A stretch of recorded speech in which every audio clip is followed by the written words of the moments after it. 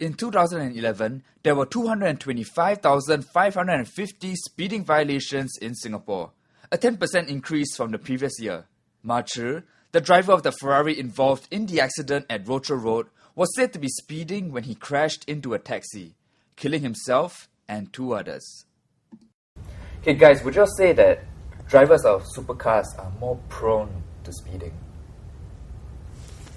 I would think drivers of supercars, I mean, I don't know because I'm not a supercar driver myself, but I could imagine if I was one, I'll be very tempted to speed. It would definitely be tempting, or knowing that the car can do so much more, and how much more you can take it. The temptation is definitely there. It's just how you control and resist this temptation. Aaron, as a driver of a high-performance car yourself, right? How is the temptation then to push a car a bit more? It's always there. I'll admit the temptation is always there. It just, like you said, you just have to touch the accelerator slightly and the car will just fly forward. And the urge to do it every day is overpowering. But coming back to responsibility, end of the day, I want to go home to my family, see my friends, go out. I don't want to risk it. Right. Okay, but there are certain situations and certain types of roads where speed demons they come out, where you see a lot of speeding. And give us an example of the type of roads or the type of places that these take place in.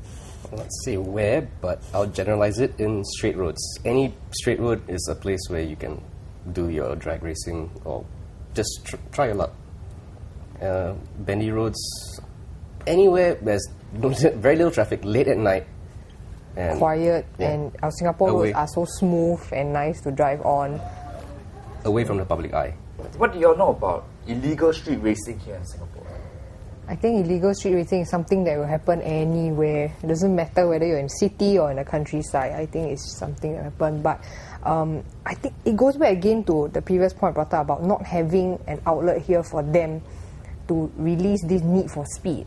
I mean, if we have a circuit or a track, for example, and then they can take it there during weekends or on their off days, and then because for now, if they want to take it, they still have to go across the border, they have to go to Malaysia to do it, and there's a hassle there, so they'll just gather in Singapore and do it. So maybe, if there is an outlet, a controlled environment with nice high-speed corners, flowing lines, it will probably reduce the instance of illegal street racing. Let's go to penalty for speeding, which it kind of varies. If you exceed the speed limit by more than 60, you get 24 demerit points, fine more than $2,000, and charged in court. So, do you think that our penalties should be more harsh? I think we should treat the cause rather than, like what they always say, you go back to the root of the problem, like why do they even speed in the first, rather than, okay, I'm just going to keep finding, dealing out more fines. I think taking, for example, KPE, when it first came out, everybody was very cautious. Everybody stuck to the 70 kilometers per hour. After a couple of years now, I think everyone knows, or rather, most people would know where the cameras are, perhaps. Right. And that's where they start disobeying. And how are we going to solve that? I mean, okay, I get what you mean.